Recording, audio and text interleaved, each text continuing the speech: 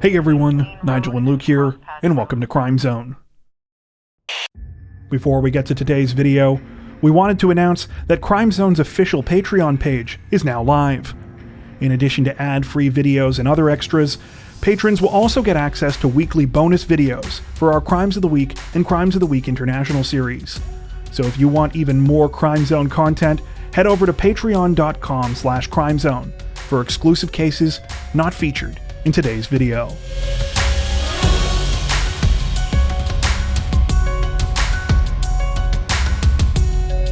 Police in Winter Park, Florida say that they are investigating a bizarre fraud case this week after an unknown man attempted to sell a house that did not belong to him. The incident began last month when the house's real owner, Mark Winchester, received a disturbing call while away at his second property located outside of the state. During the call, he was asked by caretakers looking after his Winter Park home whether he had changed the locks, because the key that they had been given no longer worked. Later on, they also found a small lockbox attached to the home's gate, the kind that realtors often use to show properties while they're on the market. Alarmed by the strange discoveries, Winchester checked the surveillance camera footage of the Winter Park residence, only to find that an unidentified man and woman had been recorded walking through his house. After that, he called the police. By the time a report was filed and authorities began looking into the case, a photographer had shown up at the house to take promotional pictures and videos, along with a real estate agent who claimed that she had been authorized to sell the property on the owner's behalf. Thankfully, Winchester was able to get the situation straightened out before his home could be sold. It turned out that the real estate agent had been contacted by an unknown man who had impersonated Winchester, and he was the one who had organized the fraudulent attempted sale of the home. The real estate agent had never communicated with the man face-to-face and had not verified his ID before taking steps to put the house on the market. Authorities say that it is unlikely that the sale of the house would have gone through without some sort of ID verification, but that the fraudsters still might have been able to get away with a substantial amount of money if someone had put down a deposit. At the time of this recording, it appears that the identity of the fraudster remains a mystery, and it is unclear if police have any leads. The real estate agent involved in the case was put on administrative leave and later fired from the company she worked for. Winchester said that though he realizes the company was the victim of a cybercriminal, he still believes that they failed to take appropriate measures to confirm the identity of their prospective client.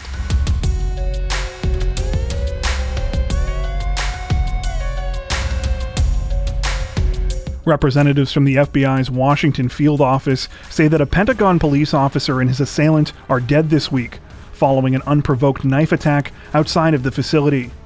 The incident began at approximately 10:40 a.m. on August 3rd, when a man identified as 27-year-old Austin Lance got off a bus at the Pentagon Transit Center.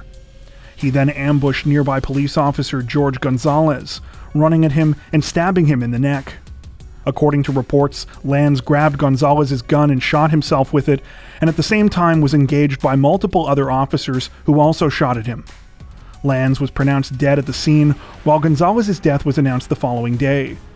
2 other bystanders were also reportedly wounded in the attack.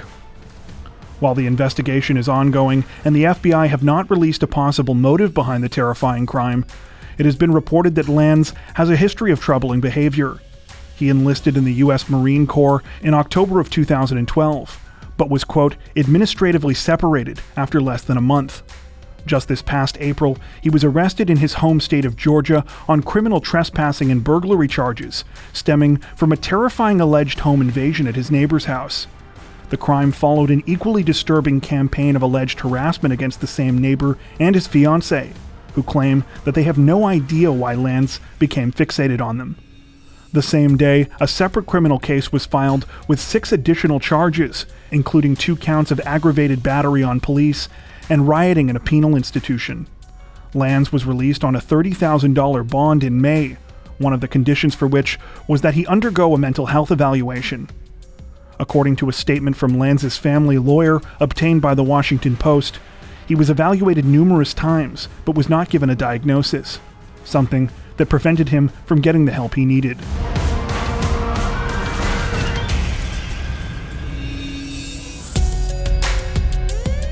Police in Pittsburgh say that 3 people were taken to the hospital this week with stab wounds following a terrifying attack at a residence in the neighborhood of Carrick. Authorities responded to an apartment on Brownsville Road shortly after 2 a.m. on August 2nd after receiving a call from a man who said someone had tried to kill him. When they arrived on the scene, police found 3 victims, 2 men and a woman, all of whom were suffering from stab wounds. The 3 people were quickly rushed to the hospital, after which police heard a strange noise coming from the basement of the apartment building. Further investigation revealed a 33-year-old man named Rami Jassim hiding in the basement's rafters. At the time of this recording, one of the male victims has been listed as being in critical condition, while the other man is said to be in serious condition. The female victim is reportedly stable. During interviews with police, 2 of the victims said that the incident started between 1 and 2 a.m., when they and Jassim had been hanging out. Everything was going fine until the group started discussing the Gregorian calendar, prompting Jassim to declare that he was Jesus and began stabbing people. The victims also told police that one of the men who lived at the apartment had recently allowed Jassim to stay there because he was homeless. Jassim remains in custody and has been charged with 3 counts of attempted murder and 3 counts of aggravated assault.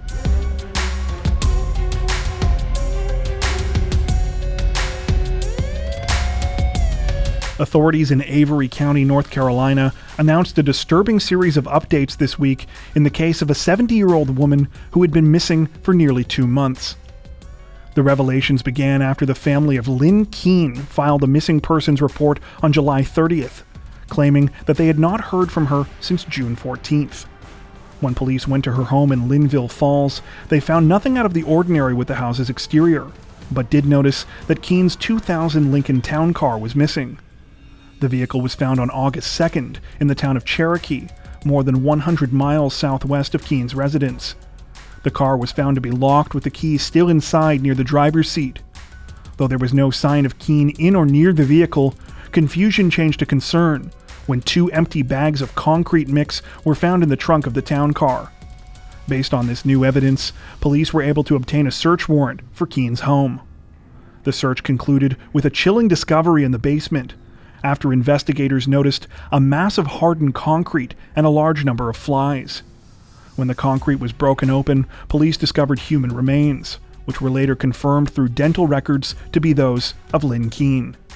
Medical examiners determined that she had been murdered and had died from a blow to the head as well as strangulation with a belt. From there, the investigation quickly turned to Keene's former live-in caretaker, 53-year-old Elizabeth Freeman. Surveillance of Freeman was uncovered at a store roughly 20 miles away from Linville Falls, of Freeman driving Keene's car and using her bank card. After a multi-day search, Freeman was found at a hospital in western North Carolina, where she was being treated for an undisclosed drug issue. Freeman has since been arrested and charged with larceny of a motor vehicle, financial card theft, and identity theft, though at the time of this recording still has yet to be charged in connection with Keene's murder. It is believed that those charges could be coming soon, but it is also speculated that Freeman might not have acted alone.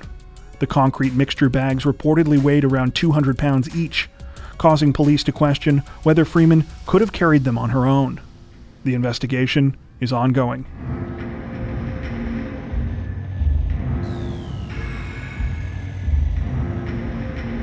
Representatives from Utah's Highway Patrol say that a 36-year-old man has been arrested this week following a terrifying wrong-way collision that tragically killed a young bride on the way home from her wedding reception.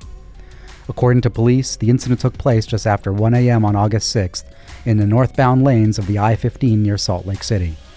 That's when 26-year-old Angelica Dunnup and a 20-year-old passenger were allegedly struck by 36-year-old Menor Gonzalez-Rea, who was traveling the wrong direction on the interstate in his Toyota pickup truck. Gonzalez-Rea hit the woman head-on, causing his truck to flip over, as well as devastating damage to the Corolla that Dunnup and her passenger were traveling in.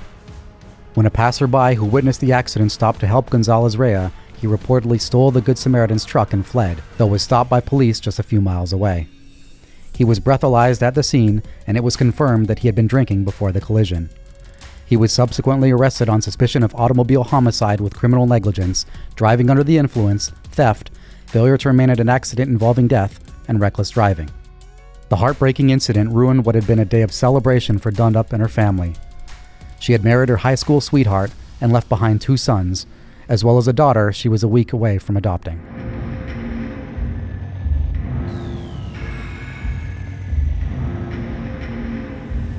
Authorities in St. Paul, Minnesota say that a local woman has been charged with the murder of her ex-husband this week. just a few days after his remains were found in the backyard of their property in the city's Greater East Side neighborhood.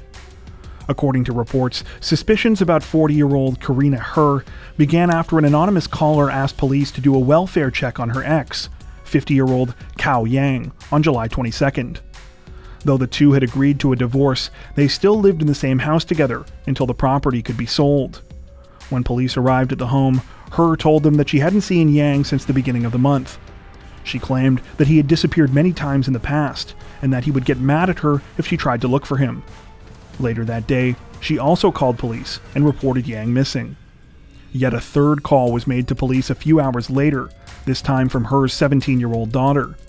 She told authorities that her younger sister had claimed that their mother had driven her to the woods and left the car with a mysterious long object in a bag, only to return empty-handed. The 17-year-old also informed police that she had noticed a hole in the backyard of their home covered up by a tarp-like item in early July. She said that a shed had been built over the hole in the next few days. Contrary to her mother, the teen claimed that it was out of character for Yang, who was her and her sister's stepfather, to be away for more than a day or two at a time. She said that if Yang had gone away, he would have said goodbye and wouldn't have left his things behind. In the weeks following Yang's disappearance, neighbors began to smell a foul odor coming from the shed, which persisted. Complaints about the smell finally drove police to obtain a search warrant, and upon excavating the area, Yang's body was discovered. He had been shot twice in the head.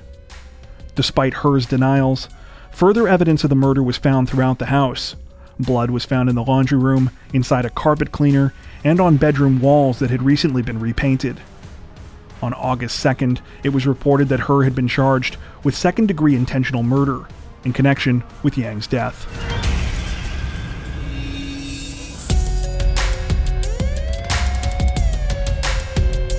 Police in LaPorte, Indiana say that a 34-year-old woman is facing numerous charges this week after she allegedly murdered and attempted to dispose of the body of her husband.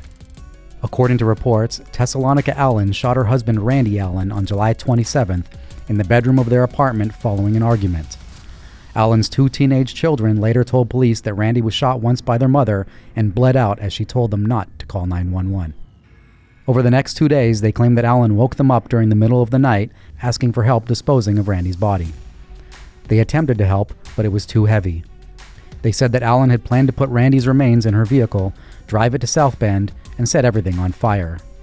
However, unable to properly move the body, Allen eventually cut Randy's legs off with an axe and then hid his remains in her daughter's closet. The gruesome crime was uncovered after Allen reached out to one of the fathers of her two children, asking him for help. The man refused to participate and instead contacted police. For her part, Allen claimed that the crime had been motivated by domestic abuse. She told police and the man whose help she had tried to enlist in covering up the crime that Randy beat her and her children. Allen is now facing a number of charges, including murder, 2 counts of contributing to the delinquency of a minor, abuse of a corpse, alteration of a death scene, and 2 counts of neglect of a dependent.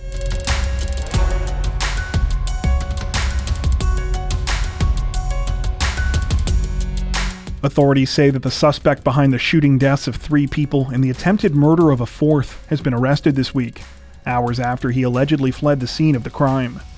According to reports, the incident began on Monday, August 2nd, inside a home in Greenwood County, South Carolina.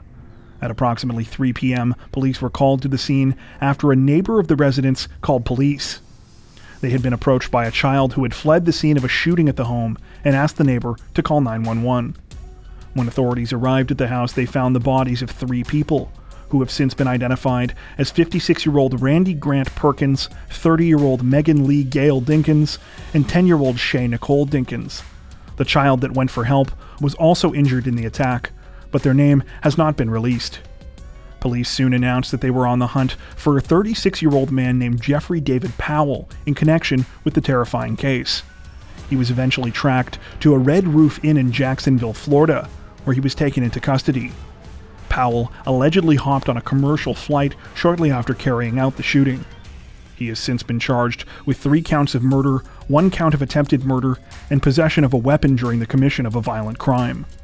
At the time of this recording, police say that they are still working to determine the circumstances that led up to the crime and have released few additional details about the case. They said that Powell is related to the victims in some way, but have not mentioned how. It is said that Powell has had previous run-ins with the justice system and was convicted of domestic violence in 2013 and 2014. The investigation is ongoing. That's it for this edition of Crimes of the Week. If you enjoyed our video, don't forget to like and subscribe to Crime Zone for more true crime content like this, making sure to hit the notification bell to stay up to date with our latest releases. Thank you for watching.